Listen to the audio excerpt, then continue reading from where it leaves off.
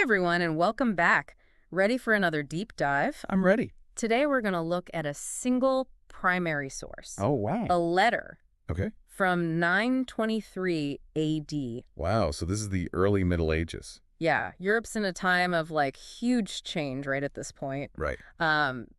Big political shifts are happening and Christianity's spreading like wildfire. Yeah, that's fascinating. So this letter, Yeah. it's not just some random note. It's actually from a religious leader, Uh-huh.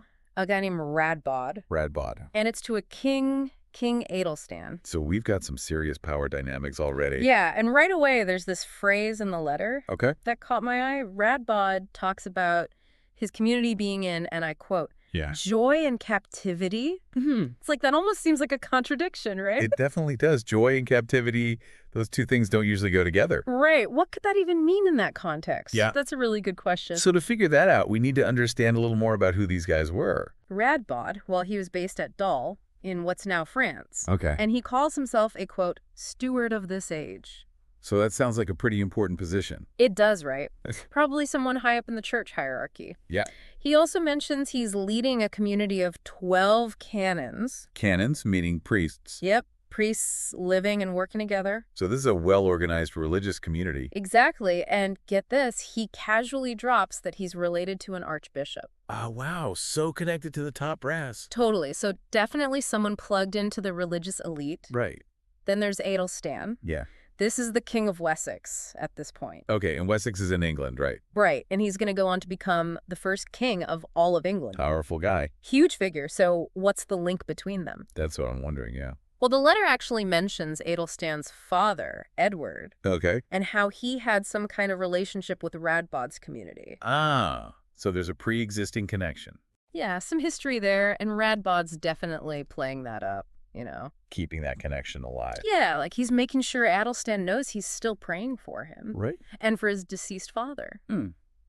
That's interesting. And those prayers back then, Yeah. that wasn't just like a polite thinking of you thing. Oh, no, much more significant than that. Right, piety was a big deal. Absolutely. Yeah. Religious devotion was taken very seriously. Yeah, so by bringing up those prayers, Radbod's kind of subtly reminding Athelstan of his, Of his spiritual influence? his spiritual clout, almost like saying, hey, we've got your back in the afterlife too. Right, like a spiritual insurance policy. Yeah, but then he takes it even further. Oh, how so? He sends a gift. What kind of gift? Relics. Relics. Wow, those are serious business in this era. Oh, yeah, these are bones of three saints. Okay. Senator Paternus and Sibylian. Okay, those names sound familiar. And Radbod even points out that they all share the same feast day. So he's not just giving a gift. He's sending a message.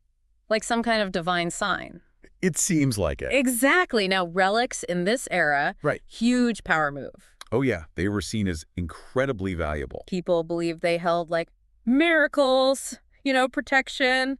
A direct link to God. Yeah, and Athelstan would have known this. Absolutely. So imagine you're King Athelstan, Yeah. you get this letter, Right? it's all formal, respectful, Wow. but then, boom, holy relics. This is a pretty strong statement. It's a statement for sure, so it's not just a present, right? Well, definitely not. There's something deeper going on. I think so. What was Radbod really trying to achieve here? It's like he's weaving this delicate web, isn't he? Yeah, he's playing a subtle game. Reminding Athelstan of their shared faith, Right. the family connection, Yeah. and then this incredibly valuable gift.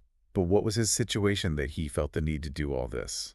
Especially with that joy and captivity line still hanging in the air. Yeah, that's the real mystery here. So we've got this power player in the church, Right. this carefully crafted letter, Mm-hmm. holy relics, a king on the rise. Sounds like a high-stakes game. It does, but what exactly was at stake? We've got to figure that out. Let's unpack that next. I keep coming back to that joy and captivity phrase. Yeah, it's really the key to understanding all of this, isn't it? It was such a strange mix of words. Right. What could they possibly be so joyful about in captivity? Well, we need to look at what was going on in Brittany at that time. Okay.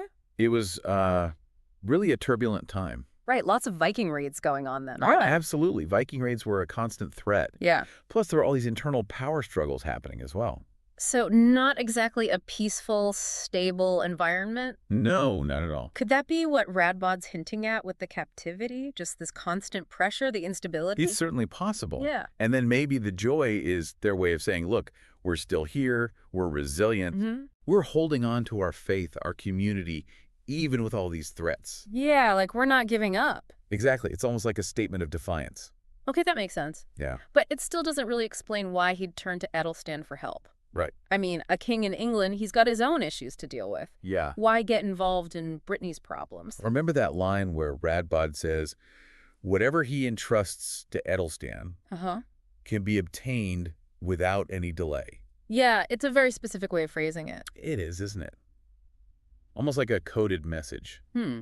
What if he's not just asking for general support, or prayers? Yeah. What if he wants something more concrete? Like what financial aid, military support even. Possibly, yeah. But wouldn't he have just come right out and said that? Maybe, but diplomacy was all more subtle back then. Oh, right. It was all about nuance. Exactly. A direct request could be seen as demanding, Or disrespectful. especially when you're dealing with a powerful king. So he might be playing it safe, phrasing it vaguely, hoping Athelstan will read between the lines and understand the implied need. Right.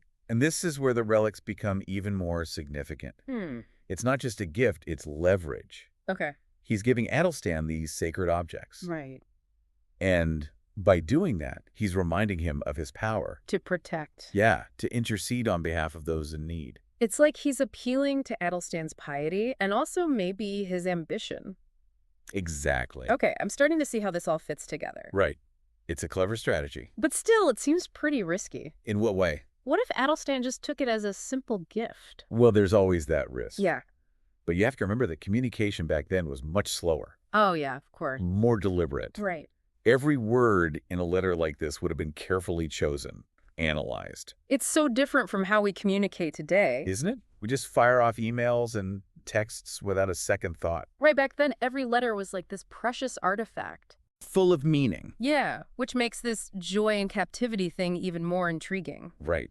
What was so urgent that he was willing to put his faith in a letter In a king so far away. and with no guarantee of a reply? Exactly. What was he really hoping to gain from all of this? That's the big question. Maybe he was just looking for a patron, someone powerful to back him up. Could be, with all the chaos in Brittany.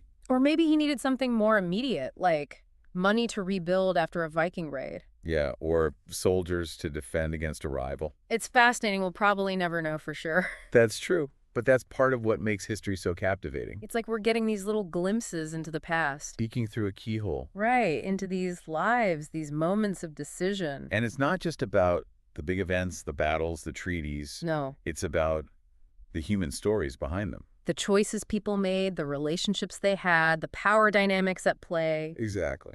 And it's amazing to think that these two figures, Radbod and Athelstan, separated by all this distance, Different worlds almost. connected by this one letter, This fragile thread of communication. full of subtle meaning, unspoken requests. Yeah, it's remarkable. So even though we don't have Aethelstan's reply, Right, we don't know how it ended. we can still learn so much from this one side of the conversation. Absolutely. It teaches us to read between the lines. To think about the motivations, the pressures shaping these words. Like historical detectives. Yeah, piecing together the clues. From the letter itself and what we know about that world. It makes you think about how easy we have it now with communication. Right, we could just send a message across the world. Instantaneously. And Radbod, he had to really weigh every single word Knowing it could take, what, weeks, months even? to even reach Athelstan. Yeah, and who knows if he'd ever even get a reply. Right, every letter was a real leap of faith back then. Makes this whole joy and captivity situation even more, I don't know, mysterious. Definitely. What was so important, so urgent, that he was willing to,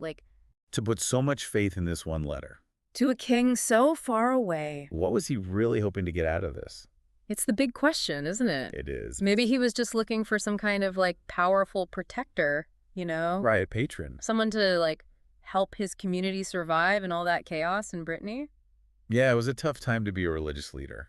Or maybe he needed something even more immediate, practical help. Oh, you mean Money to rebuild after a raid. right, or soldiers to defend themselves? I'll give you anything. Exactly. And we may never know the full story. But I think that's part of what makes history so fascinating, right? Absolutely. We're getting these little glimpses into the past. Like peeking through a keyhole into another world. Yeah, seeing these lives, these real people facing these dilemmas. These difficult choices. And it's not just about, You know, the kings and queens. City battles. Yeah, the big events. It's about the everyday people. Trying to make sense of their world. Exactly, like Radbod and Athelstan. These two figures, so different from such different worlds, Separated by so much distance. yet connected by this one letter. This fragile line of communication. Full of these unspoken hopes, these requests. So much left unsaid. It really makes you think. It does. And even though we only have Radbod's side of the story, Yeah, we don't know if Athelstan ever even replied.